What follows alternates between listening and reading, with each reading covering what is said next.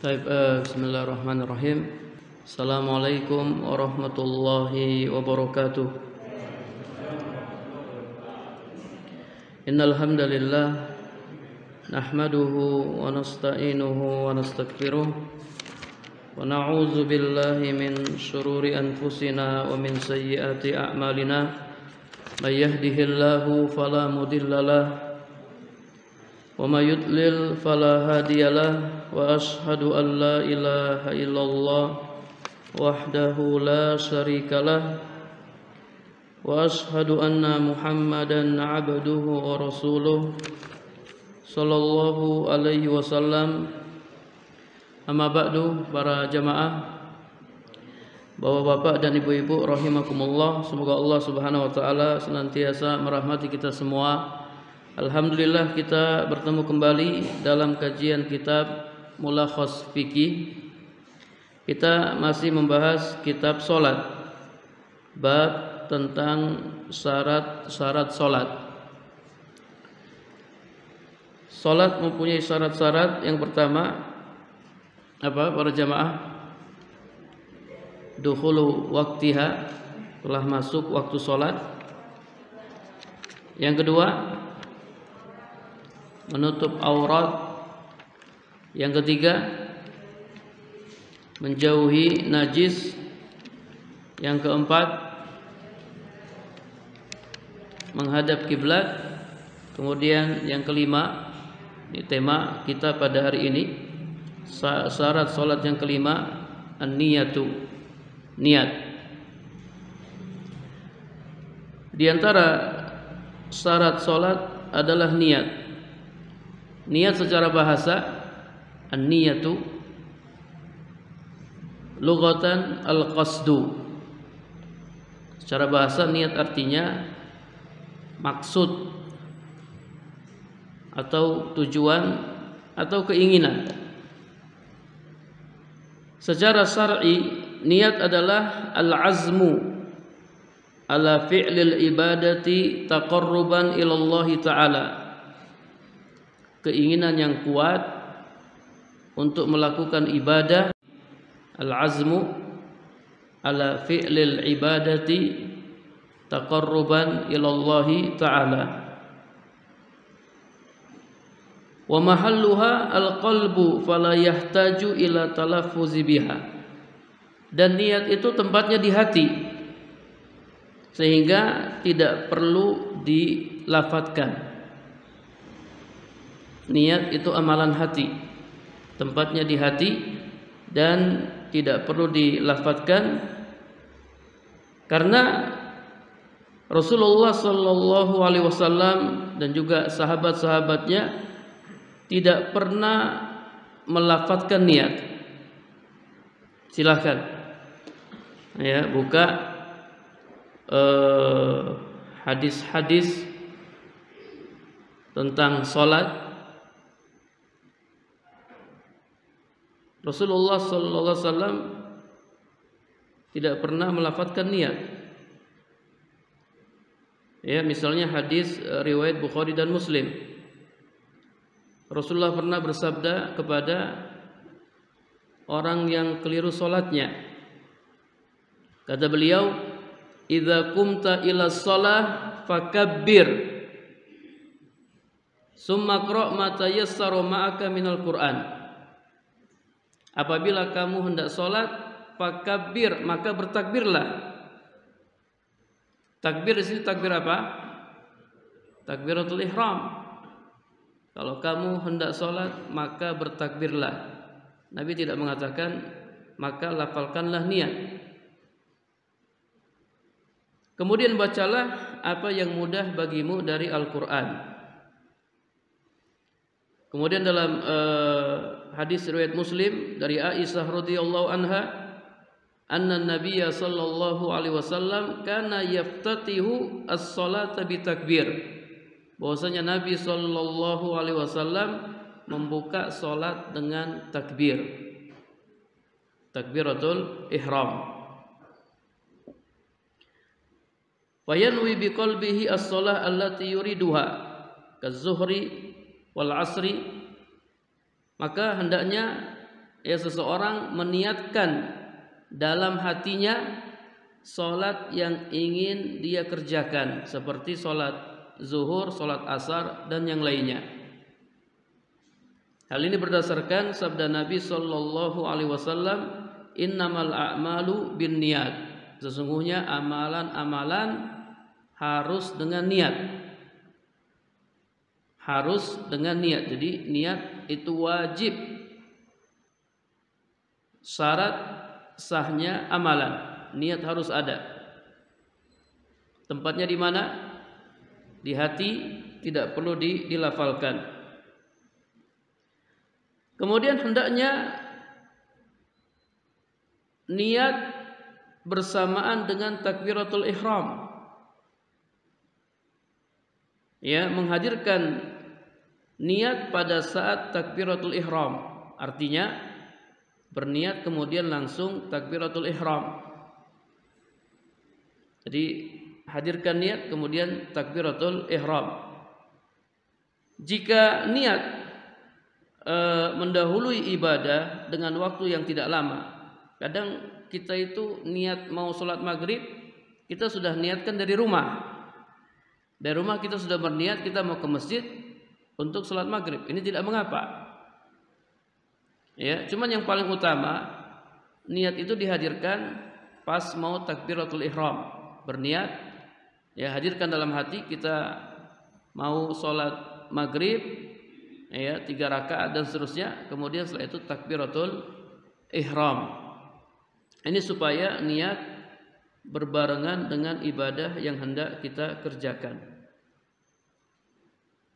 Para jamaah rahimakumullah. Kemudian ada hal yang penting yang harus diperhatikan terkait dengan niat. Wa yustaratu an tastamirra niyatu fi jami'is shalah. Niat disyaratkan terus ada dalam seluruh sholat. Dari misalnya sholat maghrib, dari rakaat pertama sampai rakaat ketiga niat terus ada. Jika seseorang memutuskan niat pada saat sedang sholat, batalat as-sholah, maka sholatnya batal. Sholat maghrib sudah berniat ya di awal sholat, kemudian di pertengahan sholat rakaat kedua dia putuskan niatnya, maka sholat maghribnya batal. Jadi niat harus terus ada sampai selesai sholat, dari awal sholat sampai selesai sholat.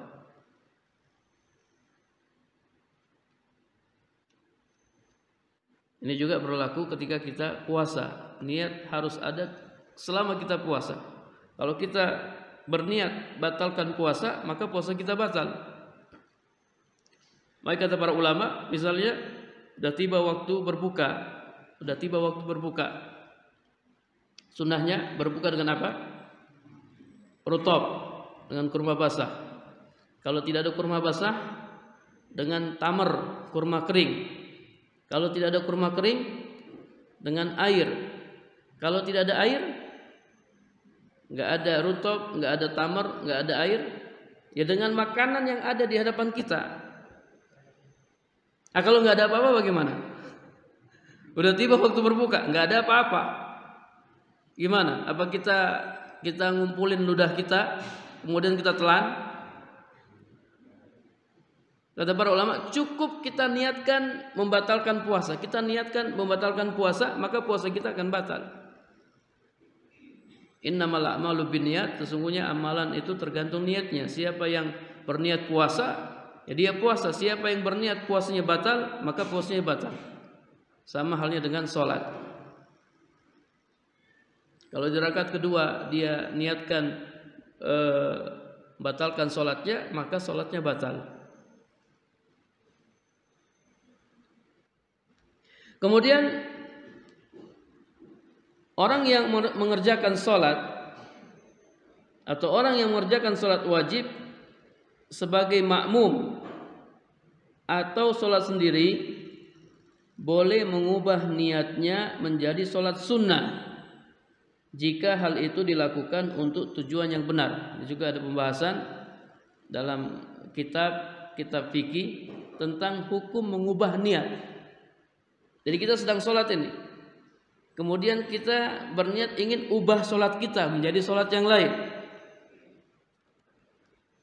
Kalau tujuannya baik, maka boleh. Seperti contohkan oleh penulis ini, mislu ayyuhrima munfaridan fayuridus sholah ma'al jamaah. Ya, misalnya ia memulai sholat wajib sendirian. Ya, misalnya sholat zuhur. Dia sholat zuhur sendiri, lalu tiba-tiba datang sekelompok orang sholat berjamaah di masjid yang sama. Dia sholat zuhur sendiri, sementara sebagian jamaah sholat zuhur secara berjamaah. Lalu dia ubah niatnya, sholat zuhur yang sedang dia kerjakan dia ubah menjadi sholat sunnah mutlak namanya. Sholat sunnah mutlak, dikerjakan 2 rakaat, dia salam, kemudian dia gabung sholat berjamaah. Boleh atau tidak boleh? Boleh. Ya, sini tadi ana baca-baca penjelasan para ulama terkait pembahasan ini, ada rinciannya tentang hukum mengubah niat. Kalau yang tadi dibolehkan karena mengubah niat dari sholat yang muayyan. Sholat muayyan itu sholat yang sudah ditentukan. Saya mau sholat zuhur, menjadi sholat sunnah mutlak. Boleh. Dari muayyan, sholat yang sudah ditentukan, menjadi sholat sunnah mutlak. Adapun kalau mengubah min muayyan li muayyan, jadi mengubah sholat yang sudah ditentukan menjadi sholat yang sudah ditentukan, maka ini tidak boleh.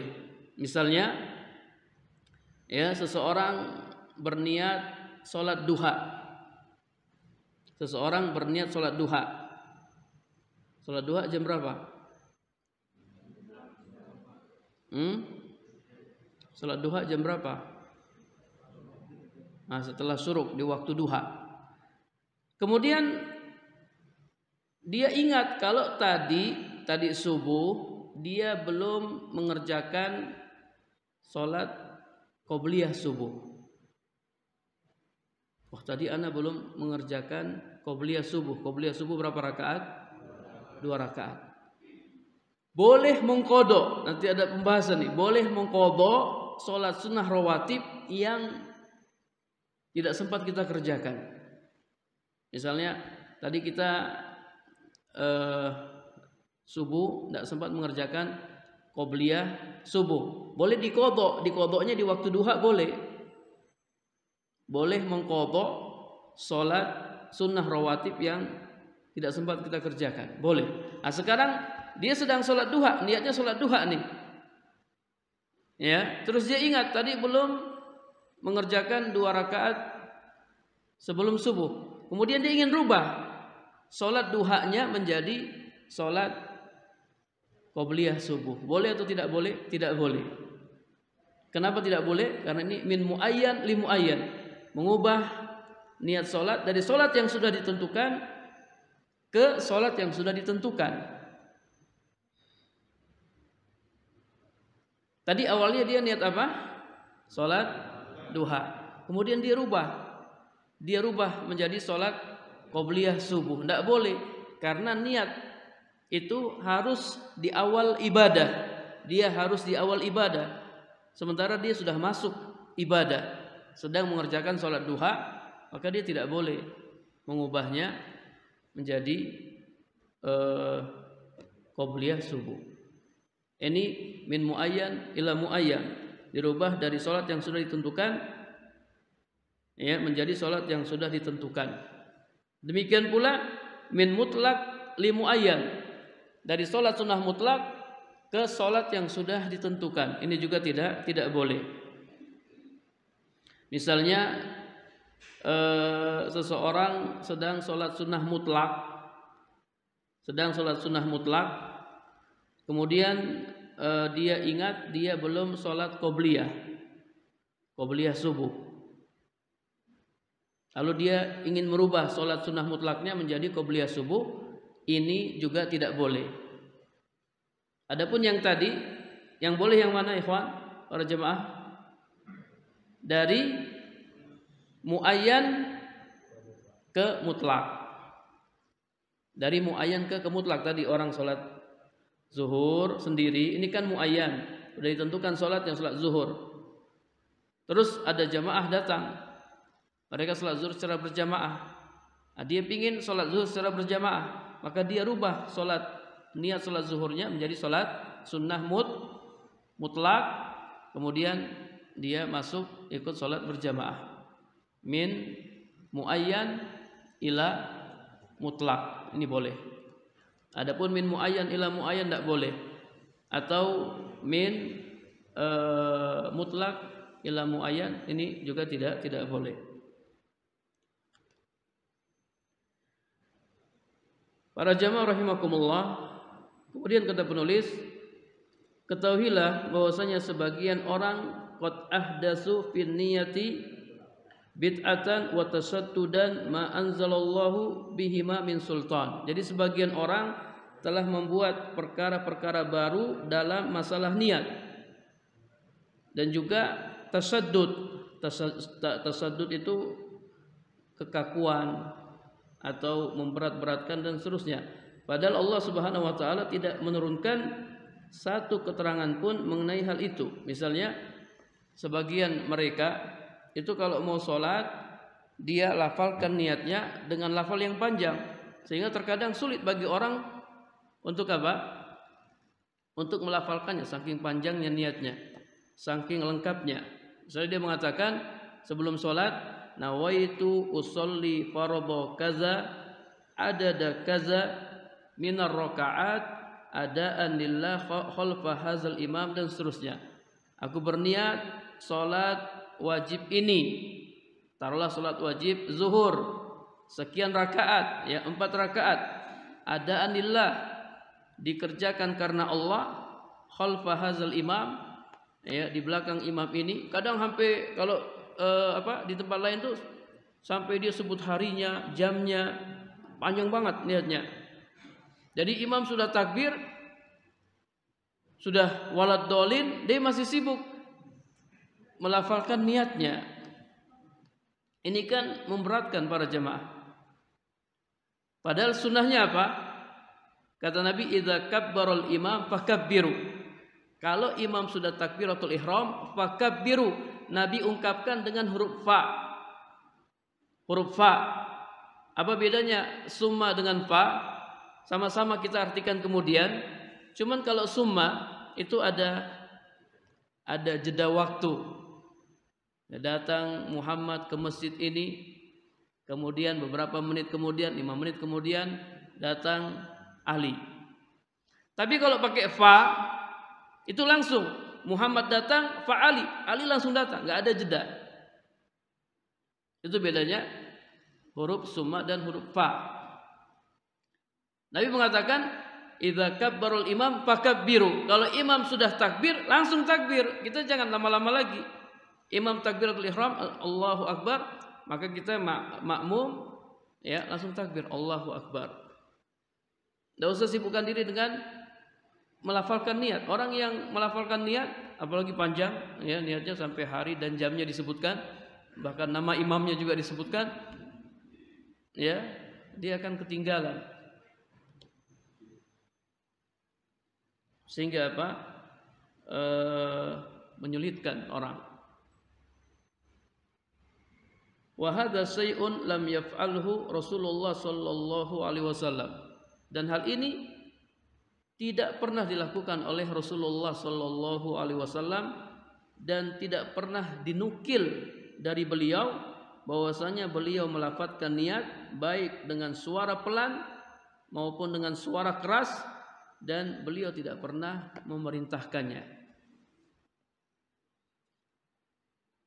Kita lihat penjelasan Syekhul Islam Ibnu Taimiyah. Kata Syekhul Islam Ibnu Taimiyah rahimahullah, al-jahru bin niyati la yajibu wa la yustahabbu bittifaqil muslimin. Mengeraskan niat tidak wajib dan tidak disunahkan berdasarkan kesepakatan kaum muslimin. Bal al-jahiru biniyati mubtadi'un mukhalifun lisyariah. Bahkan orang yang menjaharkan niatnya, dia telah melakukan kebid'ahan yang menyelisihi syariat. Idza fa'ala dzalika mu'taqidan annahu minas syar'i fa huwa jahilun dhallun yastahiqu ta'zir wal uqubah ala zalik. Jika dia melakukan hal itu dengan keyakinan itu termasuk syariat, saya ucapkan nawaitu karena ini bagian dari syariat, bagian dari ajaran agama, fa huwa jahil, maka dia adalah orang yang bodoh, dhallun, sesat, yastahiqu ta'zir wal uqubah ala zalik, dia berhak mendapatkan ta'zir dan hukuman.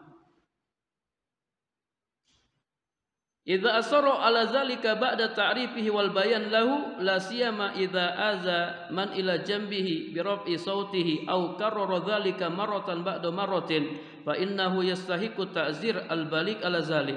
Kalau dia terus melakukan hal itu setelah dikasih tahu, jelaskan Nabi enggak pernah melakukannya tapi dia tetap melakukannya, apalagi dia mengganggu orang yang ada di sampingnya. Sebagian orang ketika melafadzkan niatnya, dia lafadzkan dengan keras, usolli fardhu zuhri, ya, dan seterusnya. Dia ganggu orang yang ada di sampingnya bi raf'i sautihi, dengan suara yang keras, au karrara ala zalika marratan ba'da marratin, dan dia terus mengulang-ulangnya, maka dia berhak mendapatkan hukuman yang berat atas perbuatannya itu.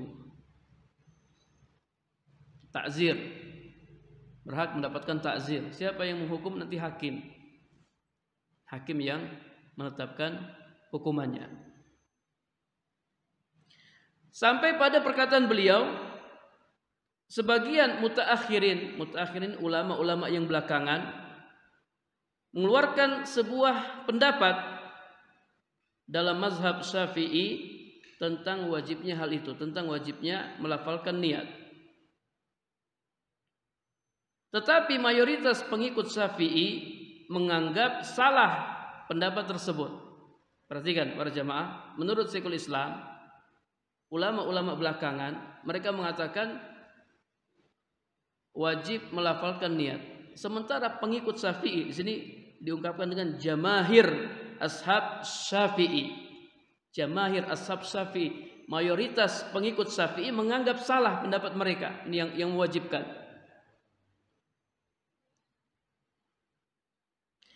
Kesalahannya adalah bahwasanya Imam Syafi'i berkata tentang sholat. Jadi Imam Syafi'i punya perkataan tentang sholat.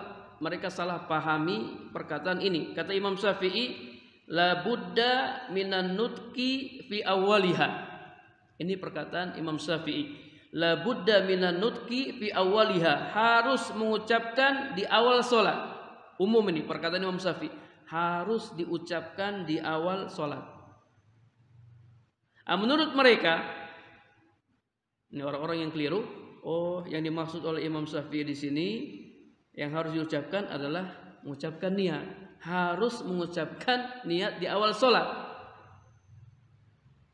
Namun pendapat mereka ini dianggap salah oleh mayoritas pengikut Imam Syafi'i. Kata mereka, bukan itu yang dimaksud oleh Imam Syafi'i. Bukan melafadzkan niat, bukan. Yang dimaksud oleh Imam Syafi'i, innama arada nutqa bitakbir la bin niyah. Yang dimaksud oleh Imam Syafi'i untuk dikeraskan di sini adalah takbiratul ihram, bukan niat. Kalau para jamaah nanya, Ustaz, ada khilaf enggak dalam masalah ini? Ada perbedaan pendapat enggak? Ada. Anda sudah baca khilaf para ulama tentang hukum melafadzkan niat. Hukum melafadzkan niat. Ada yang mengatakan boleh, ada yang mengatakan wajib, ada yang mengatakan tidak boleh, dan seterusnya. Pendapat yang kuat menurut ana, ya, tidak boleh. Alasannya jelas.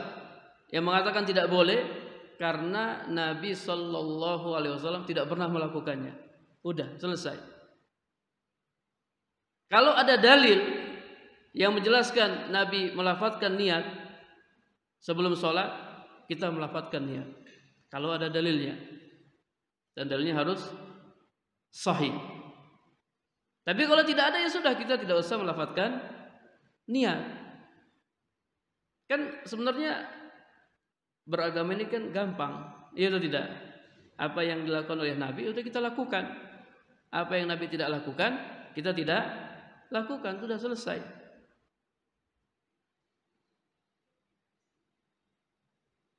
Ya, jadi salah memahami perkataan Imam Syafi'i. Tadi perkataan Imam Syafi'i bagaimana? La budda minan nutqi fi awwaliha. Harus mengucapkan di awal sholat. Dan mengucapkan apa? Kan umum banget ini. Yang paling tahu dengan perkataan Imam Syafi'i maksud perkataan Imam Syafi'i siapa? Yang paling tahu dengan maksud perkataan Imam Syafi'i? Ya murid-muridnya Imam Syafi'i. Ini mayoritas pengikut Syafi'i mengatakan bukan niat di situ maksudnya, ini maksud takbiratul ihram.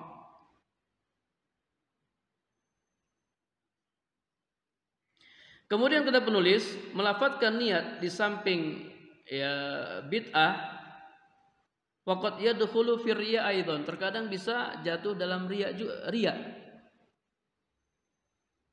Karena al-matlub ikhlasul amalillah.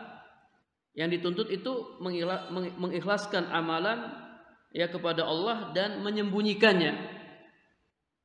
Ini yang dituntut, kita sembunyikan amal kita tidak pamerkan amal kita kecuali ada dalil yang memerintahkan untuk menampakkannya. Karena memang amalan itu ada yang memang kita nggak bisa sembunyikan.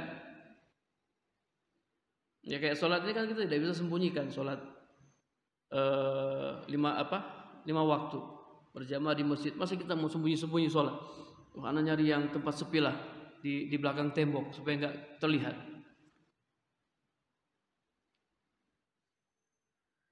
Taib, hendaknya seorang muslim ya ayyakuna waffaqan inda hududi syariah, berhenti pada batasan-batasan syariat, amilan bis sunan, mengamalkan sunnah-sunnah, tarikan lil bid'ah, meninggalkan ya bid'ah, mahma kana nau'uha, apapun jenisnya, apapun bentuknya, wa mimman kana masdaruha, dari siapapun orangnya.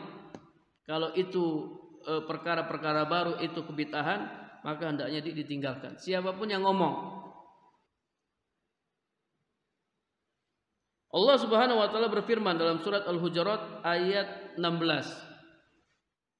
Qul atu'allimunallah bidinikum wallahu ya'lamu ma fis samawati wa ma fil ard wallahu bikulli syai'in alim.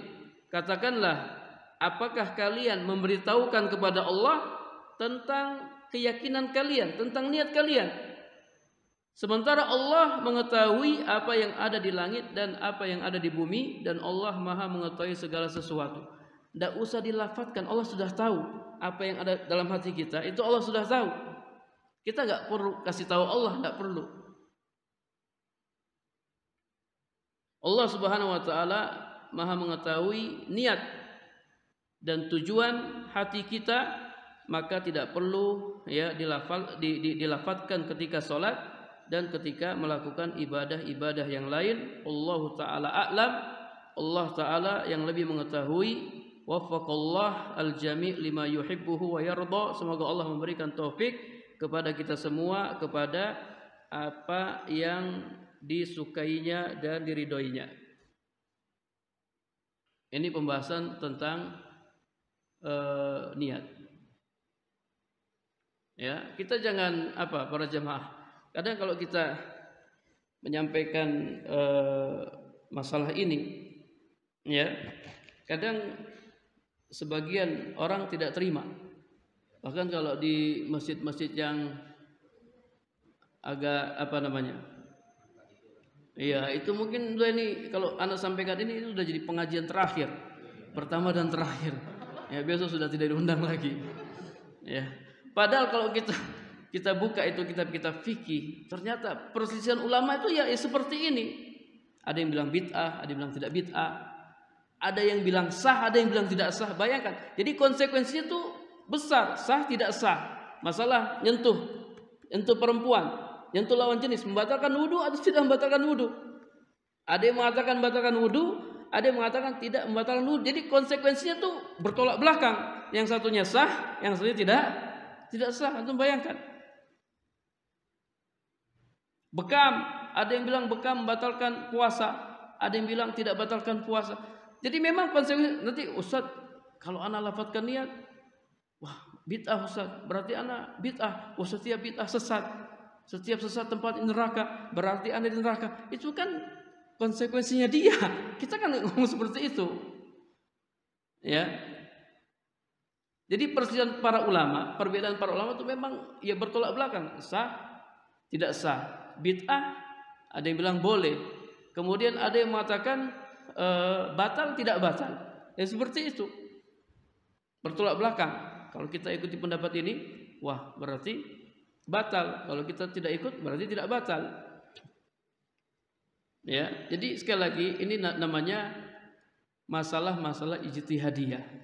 Kalau misalnya ada jamaah kita, misalnya ya masih melafalkan itu sudah, ya mungkin dia ikut pendapat yang lain. Kita tidak maksa dia, kita tidak sampai mengatakan kamu sesat dan seterusnya, tidak.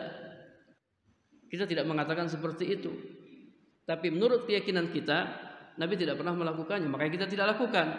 Kalau menurut keyakinan antum Nabi lakukan, silakan antum amalkan. Udah, kita hubungan baik. Kita tidak tidak sampai saling putus hubungan, ya sudah tidak ngomong. Enggak seperti itu, ya. Tidak seperti itu. Jadi masalah-masalah ijtihadiyah, masalah-masalah khilafiyah ini biasa di antara para ulama. Hubungan mereka tetap baik, ya. Tidak sampai anak enggak ngomong sama itu kalau sholat pakai kunut itu, ya. Yang lainnya saya enggak ngomong sama dia kalau sholat enggak pakai kunut. Ya, bahkan ada orang yang sholat biasanya pakai kunut, ini imamnya kebetulan enggak pakai kunut, itu dia ngulang sholatnya. Dia merasa sholatnya tidak sah. Padahal yang mengatakan kunut itu hanya mengatakan kunut itu sunnah toh, itu bukan rukun sholat atau bukan kewajiban sholat. Ya, jadi sekali lagi kita harus Kita harus bijaksana, ya, dalam permasalahan khilafiyah. Ini khilaf para ulama, jangan sampai kita pecah belah, terpecah hanya gara-gara permasalahan ini. Taib, ada pertanyaan para jamaah? Masih ada waktu? Masih banyak waktunya. Selesai, ya, pembahasan syarat-syarat sholat selesai. Yang pertama apa? Kita murojaah lagi. Telah masuk waktunya. Yang kedua, penutup aurat. Yang ketiga, menjauhi najis. Yang keempat, menghadap kiblat. Yang kelima, niat. Baik. Ya.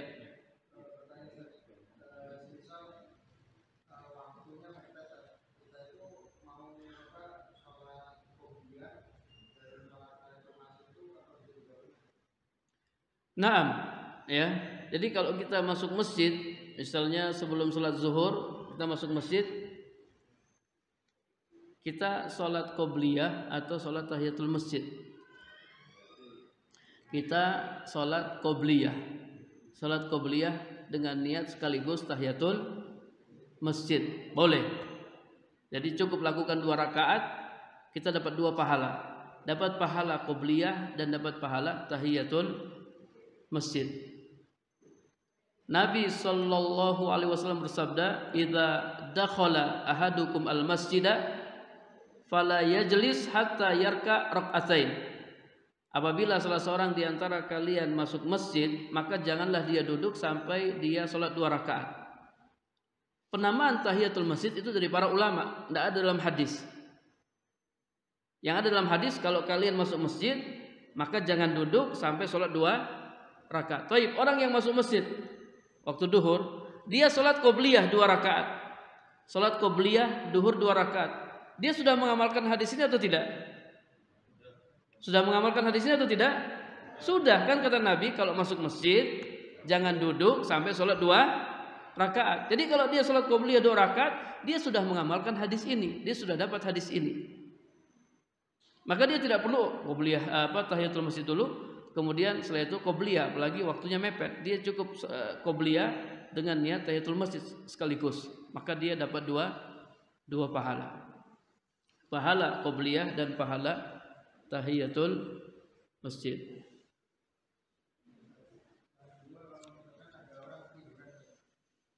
Ketiduran.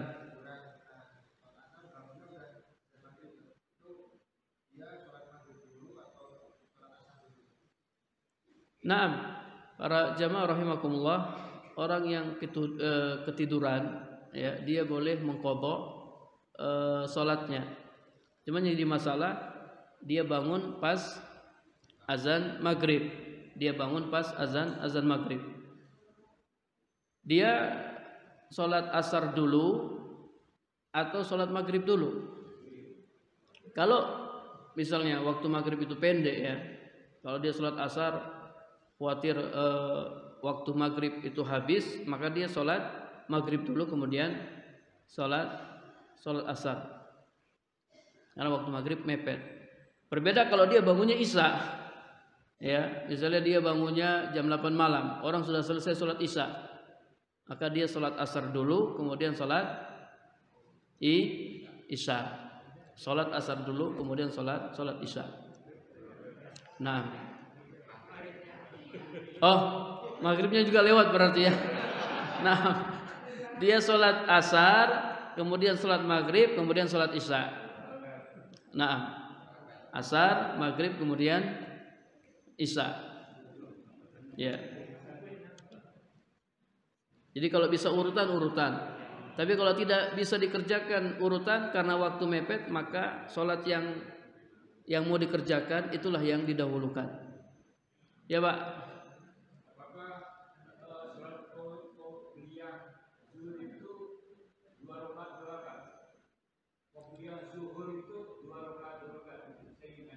Naam, para jamaah rahimakumullah, masya Allah. Jadi sholat sunnah rawatib ini pahalanya sangat besar. Nabi sallallahu alaihi wasallam bersabda, ya, man shalla isnatai asrata rakaatan. Siapa yang sholat sunnah rawatib 12 rakaat, ya, sehari semalam, bunyalahu baitan fil jannah, maka akan dibangunkan untuknya istana di surga. Sholat sunnah rawatib 12 rakaat. Apa saja? Yang pertama 2 rakaat sebelum subuh. Yang kedua 4 rakaat sebelum zuhur. Sudah berapa? 6. Kemudian 2 rakaat sesudah maghrib. 2 rakaat sesudah zuhur. Berapa? 8. Kemudian 2 rakaat sesudah maghrib 10, dan 2 rakaat sesudah isya 12. Siapa yang mengerjakan salat sunnah rawatib 12 rakaat sehari semalam, maka dibangunkan untuknya istana di surga.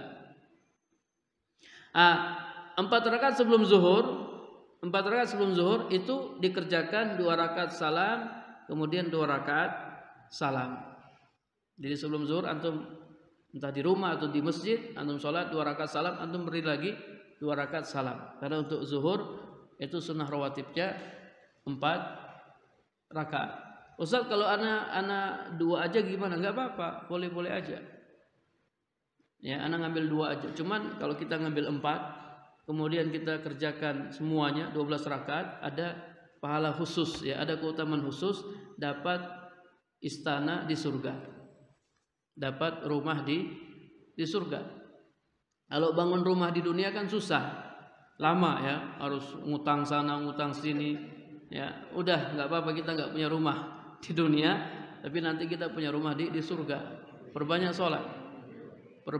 sholat sunnah rawatib ya, kita akan punya banyak rumah di surga.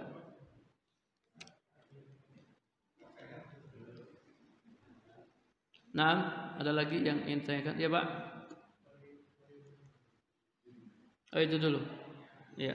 Masalah sholat sunnah rawatib itu kan zaman dulu kan jarang ada yang namanya jam digital ya, Ustaz. Ya.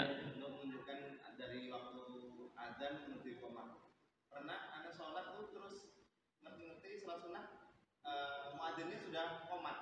Anak milih pertama membatalkan sholat menuju sholat yang wajib. Apakah itu salah atau benar, Ustaz? Antum sholat di mana? Di masjid. Di masjid. Iya. Jadi ada hadis idza uqimatis shalah fala sholata ilal maktubah. Kalau qomat sudah dikumandangkan maka tidak ada salat kecuali salat wajib. Jadi kalau antum salat misalnya qobliyah zuhur di masjid ya, kemudian muazin qomat, maka sudah antum batalkan itu salat sunnah rawatib, antum ikut salat zuhur, salat wajib. Jadi kalau iqamah sudah dikumandangkan maka tidak ada salat kecuali salat wajib. Nah, perhatikan ini bagi bapak-bapak yang sholat di masjid, yang wajib sholat di masjid. Adapun ibu-ibu yang sholat di rumah, kalau dia sholat sunnah rawatib, misalnya qobliyah zuhur, dia sholat, kemudian tiba-tiba qomat, dia tidak perlu batalkan sholatnya, dia selesaikan sholatnya. Ini bagi orang yang sholat di masjid.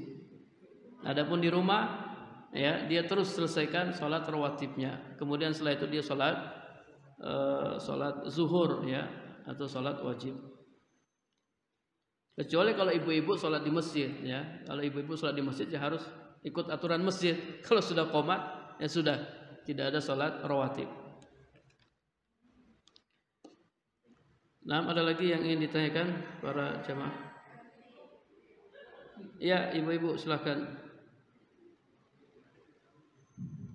Azan ya. Assalamualaikum warahmatullahi wabarakatuh.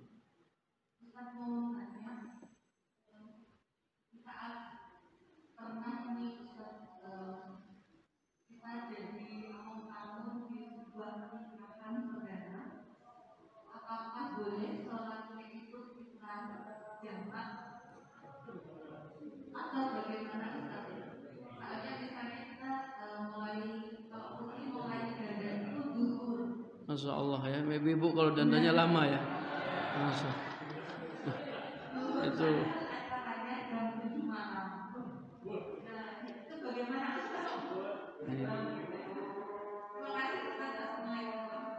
Salam. Ya kita dengarkan azan dulu ya, baru kita jawab. Ya terkait pertanyaan ibu tentang menjamak sholat, Jadi boleh menjamak sholat. Terutama kalau ada hajah, ada keperluan. Seperti musafir. Musafir itu tidak harus menjamak sholat. Musafir tidak harus menjamak sholat, boleh menjamak sholat. Jadi jamak ini tidak ada kaitannya dengan safar.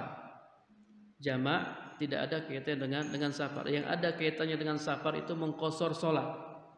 Ya, bahkan sebagian ulama mengatakan bagi musafir dia wajib mengqashar sholat. Tidak boleh dia tidak mengqashar sholat. Kemudian ada yang mengatakan mengqashar lebih utama daripada sholat sempurna. Jadi musafir harus mengqashar atau kaitannya dengan qashar. Adapun jamak tidak. Dia boleh jamak, boleh tidak sesuai keadaan ya atau kondisi dirinya. Kalau dia berangkat misalnya dari Jogja jam 11 siang, terus dia sampai di tempat tujuan jam 5 sore, ya dia jamak. Bagusnya dia jamak. Ya, kalau bisa jamak takdim dia jamak takdim. Kalau dia tidak bisa ya dia jamak takhir. Kemudian juga boleh bagi orang yang sakit untuk menjamak sholat. Orang sakit boleh menjamak sholat. Kemudian juga wanita yang istihadhah boleh menjamak sholat. Orang yang kena penyakit kencing terus beser boleh menjamak sholat. Demikian pula hujan. Kalau hujan boleh menjamak sholat. Misalnya kita tadi sholat maghrib, tiba-tiba turun hujan keras. Setelah selesai sholat maghrib, assalamualaikum, hujan belum berhenti. Salah seorang berdiri kemudian dia qomat, kita langsung sholat isya karena hujan. Nabi pernah menjamak sholat karena hujan, belum menjamak maghrib dan isya. Kemudian juga Abu Bakar pernah menjamak sholat maghrib dan isya karena hujan. Ya. Kemudian juga jamak dibolehkan kalau ada hajah, kalau ada keperluan. Sebagian ulama mencontohkan seperti dokter ya yang sedang melakukan operasinya tidak berhenti nih sore-sore dia operasi, jam 5 sore selesai jam 9 malam, dia tidak bisa meninggalkan tuh operasinya, maka dia boleh jamak maghrib dan isya, jamak takhir. Atau orang yang kejebak macet, di Jakarta tuh kalau macet itu sampai berjam-jam, ya, dia pulang kerja jam 5, ya, sampai rumah mungkin jam 8 atau jam 9, kejebak macet, maka dia boleh jamak maghrib dan isya. Sama halnya dengan yang ditanyakan, kalau memang dia tidak bisa sholat, maka dia boleh menjamak. Ingat, kalau ada hajah, ya, kalau ada keperluan yang betul-betul mendesak, kalau ada keperluan yang betul-betul mendesak, dia boleh jamak. Bahkan ada riwayat yang menyebutkan Nabi menjamak sholat tanpa ada keperluan sama sekali. Beliau menjamak sholat, beliau ingin memberikan keringanan kepada sahabat-sahabatnya. Cuman itu sesekali saja beliau lakukan, tidak terus menerus. Jadi sekali lagi, jamak ini boleh bagi orang yang punya hajah, dia punya keperluan yang mendesak. Wallahu a'lam bishawab, ya. Ada lagi? Kalau ada satu lagi. Waalaikumsalam warahmatullahi wabarakatuh.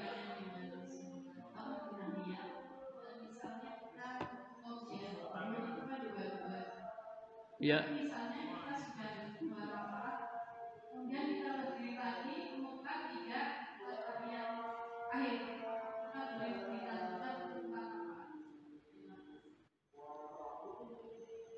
Salat qobliyah 2 rakaat, kemudian lupa.